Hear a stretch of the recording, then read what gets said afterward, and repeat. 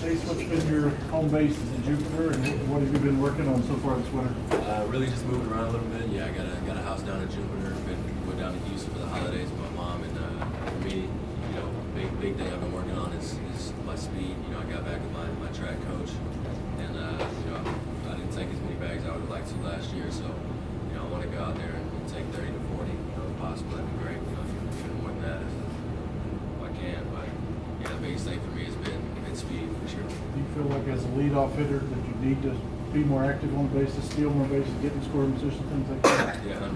You know, if I could turn singles into doubles, doubles into triples, you know, for the guys behind me, you know, just producing more runs, I think, you know, that'll help them, that'll help the team, you know, just put more runs up on the board for our pitchers. So, you know, having them go out there with the lead would be great.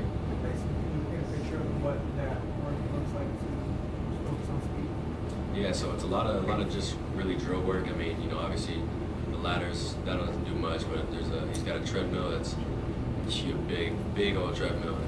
He calls them hamster runs. You know, they're not on, so you have to start it. You know, you get up to max speed. You got to run for 8 seconds straight, which doesn't sound like a lot, but running max speed 8 seconds when you already had to push it there, I mean, it's tough. And, you know, we'll just repeat that cycle, and you know, a lot of stretches, I actually did hot yoga one time this off season. I didn't love it. It was kind of way more difficult than I thought it would be, but yeah, just a lot of sprint work, really, just trying to, you know, stop and start and working on the acceleration. Masyn, what was some of your takeaways from last season? Back on it, sort of assess how you felt like you performed. Yeah, you know, individually, you know, I thought I started off strong.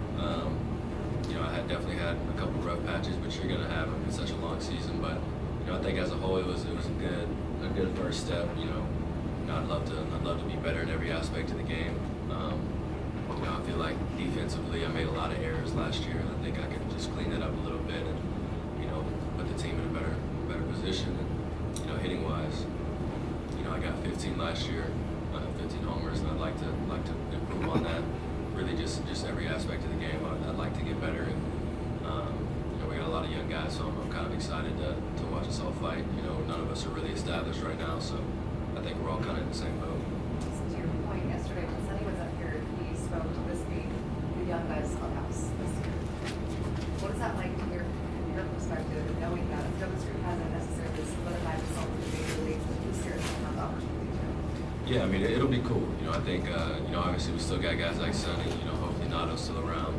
But, I mean, I wouldn't say it's a young guys clubhouse. You know, it's definitely, you know, when you got vets like Sonny in there, it's, you know, what he says really goes. And, but to be able to follow some leaders like that, you know, it's going to be fun for the young guys. Like I said, like you said, nobody's really established. So it's going to be, I think it's just going to be a lot of hungry people that want to go out there and compete. And, you know, nobody's secure in their position. So everybody's going to go out there and, you know, obviously work their butts off. And, you know, just, it almost feels like you're kind of competing for a spot. So nobody's comfortable, you know what I mean? Everybody's going to go out there and fight every single day, work hard every single day. And I think it'll be special. It's a pretty sizable group of you all at this point. You guys endure a number of levels together, right? How much does that kind of help create that feeling and create a clubhouse that is yours already, right? Like you guys have all been together, and now it's creating that great environment. Yeah, no, it's great. You know, especially, you know, I played with, you know, guys like Jordan Walker, Pedro Pages, you know, Michael Ciani, Burley.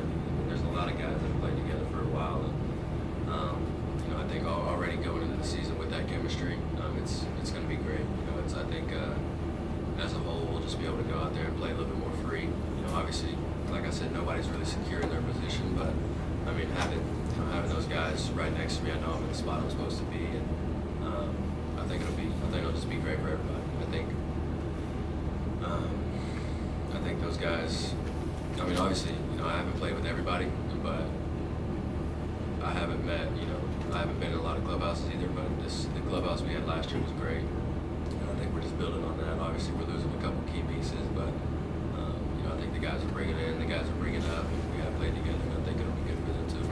Since you were drafted, you and Jordan have like a good friendship, great friendship has been forged by them. I wonder what it's been like for you to watch his trajectory in the majors. He was obviously like the first of the group to kind of get there, and you're the first of the group, you know, kind of the first of the group to kind of stick there.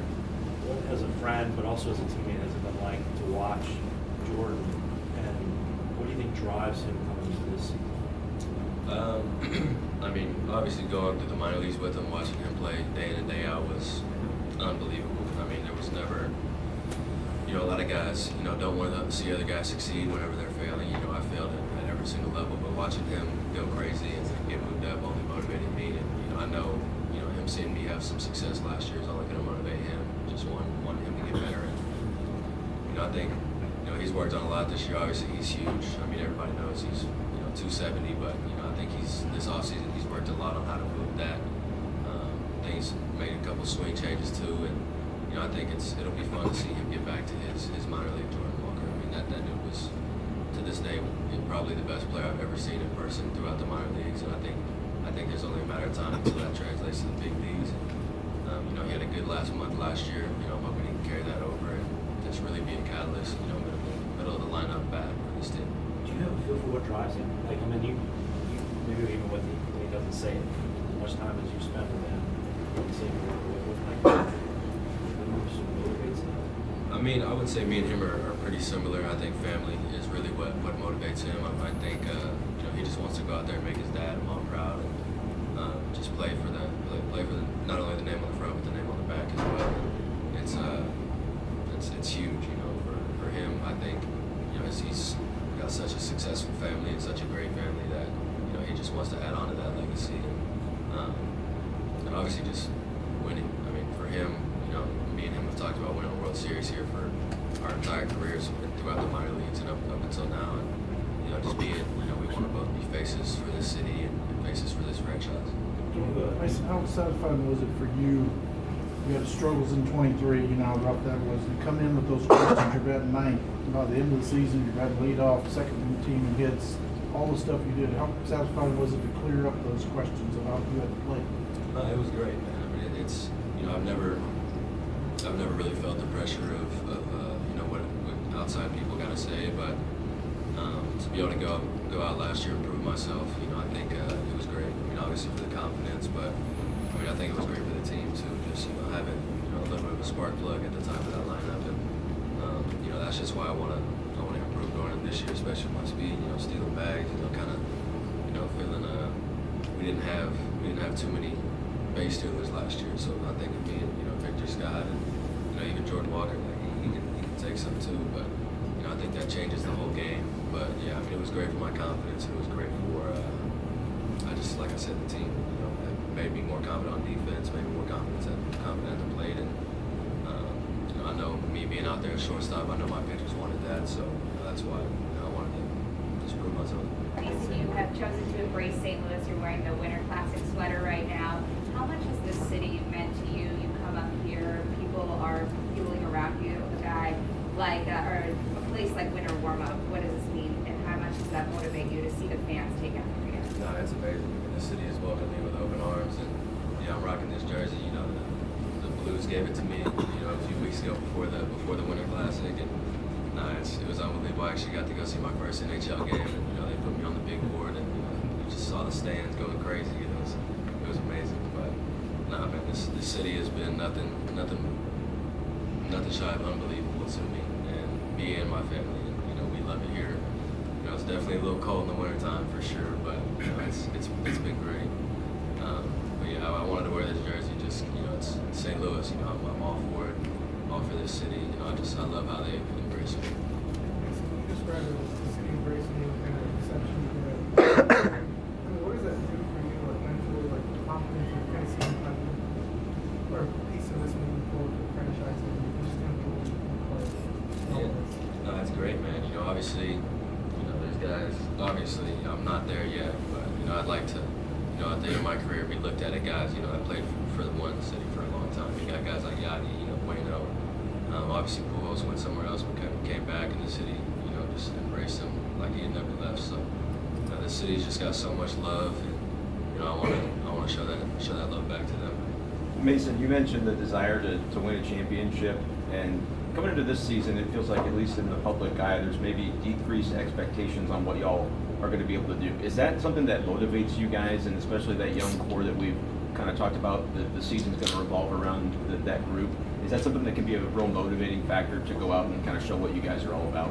Yeah, 100%. I think nobody wants to go out there and lose. You know, I mean, that's terrible. It's the worst feeling in the world. You know, and decrease expectations. Like, we don't care about it. We don't. That's not what we expect. You know, we want to go out there and compete. You know, whatever happens after the end of the 9 innings happens. But you know, we're gonna go out there and work our butts off. You know, pitchers trying to get strikeouts, hitters trying to hit. You know, so it's still baseball. We're gonna go out there and compete. And we're just gonna fight every day. You know, we still hate the guys on the other side. You know, so we're still just gonna try to beat them down every day. Following up on to John's question, what's the hardest thing about making an adjustment at the major league level? The hardest thing about making an adjustment is making another adjustment, in my opinion, because the pitchers, especially now going into my sophomore season, I mean, they're gonna have a full year of footage that they can adjust to me. So, and now it's just about making adjustments every week. You know, whether or not you might have a good week and then terrible. So I think it's just readjustments as far as how are they pitching me today? How is this team pitching me this series? I think just being able to make adjustments on the fly and not being super headstrong on like, okay, this is the only way to do it. And if you can work with your hitting coaches, work with your fielding coaches, and make adjustments every day, I think that's the best part. Makes me think about the young groups. Talk about putting your runway and chances to play every day. What sort of a role do you think a guy like Wilson plays for you guys and sort of building guys? Yeah, I mean, Wilson, he's a dog, man. So it's having, and he's what, 32-ish, like that. He plays like he's 24, man. He plays like he's still fighting for a spot. He plays angry, and I think the clubhouse feeds off that. You know, it's gonna be interesting to see him at first base. I'm excited. You know, I know he's gonna do a great job over there. But having a guy like that, having a guy like Sonny, I mean, it's gonna, especially on the pitching side, for those guys to look at him, and Wilson for us to look at Nato, hopefully. And it's gonna be special, man. He did it last year. Whenever he was there, he was our best hitter. It wasn't even close. The dude was amazing with the stick in his hand. So hopefully he's got a full season just to kind of pull us on his back.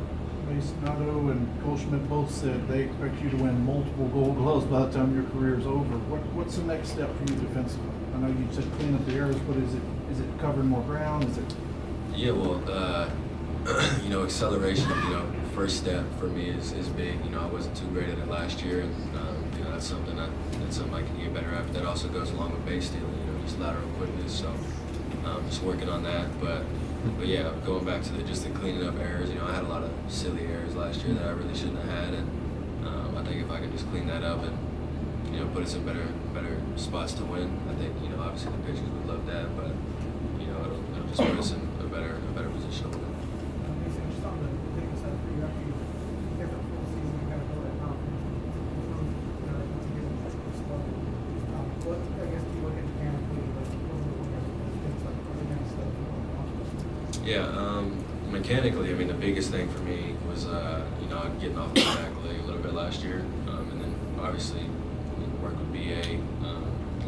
He showed me some video and then we fixed it, but just being able to do that day in and day out, being able to stay on this back leg and create power from the ground up rather than just using my arms. It was I had a couple crazy swings last year, swinging out of the zone, and sometimes it worked, but a lot of times it didn't. So just being able to get my body in a better position on a more consistent basis, I think is what I've been working on a lot recently. Masyn, can you describe how manager Oliver Marmol has helped you grow as a player and as a young man? Yeah, I mean, Ollie's great, man. He's not afraid to tell you what you don't want to hear, but at the same time he gives you your praises. So to be able to have that relationship with your manager is great. I mean, he's great with the young guys. He talks to the older guys, listens to what they have to say. He's great with the clubhouse, man. It's like I said, like he's not afraid to have a hard conversation, but you need that. I'm a Texas boy. My mom was hard on me, so I've always needed that. So for me personally, I think he's great. He's been great to my family. He's been great to the guys in the clubhouse, and he's just good to have around. Okay, so you made reference to Nolan Arenado a couple of times, and expressing your desire to help that he stays.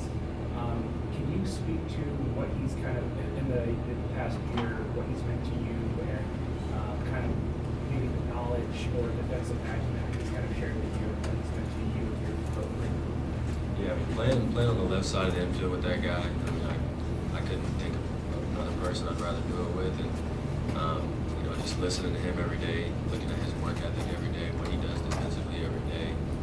I mean, just how he shows up to the ballpark and works every single day. That was great for me. You know, obviously, Nato's not the type of guy that you show up and, you know, he loves you. Like, he's not. You got to earn his respect. And, you know, I feel like I did that last year. And, you know, as soon as that happened, it was like our relationship took a whole nother jump. And that dude is one of my favorite teammates I've ever been around.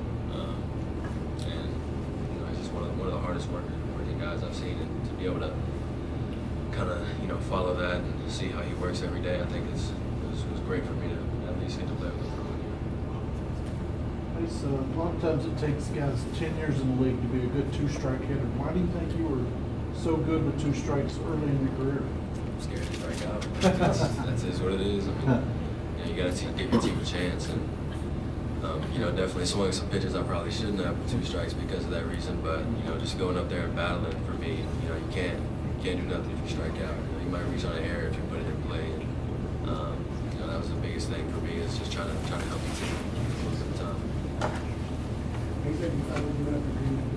Gosh, man, I think about it all the time.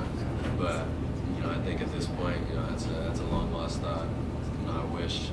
Yeah, even a position player pitching last year, I begged for it, and they put Brandon Crawford up there. So they already know I wouldn't throw 45. So I think that's done for me. Is Wilson going to face more velocity for you at short when he saw now? I mean, he did catch Ryan Helsley, and Helsley throws pretty dang hard. But no, you know, I'm gonna whip it over there if I got to, for sure. So he'll definitely see in the triple digits, I would assume, at some point. How's your body feeling? How's your back feeling? Great, and I think we figured out how to keep the back feeling great last year. So, you know, working with CC and Jason and AO, I mean, those guys really know what they're doing. But now I'm excited to get it going. And, you know, really, like I said, I'm hoping we figured it out last year, and we can, you know, if it happens again, we can just flip that switch and get it right back on again. Thanks, Mason. Thank you.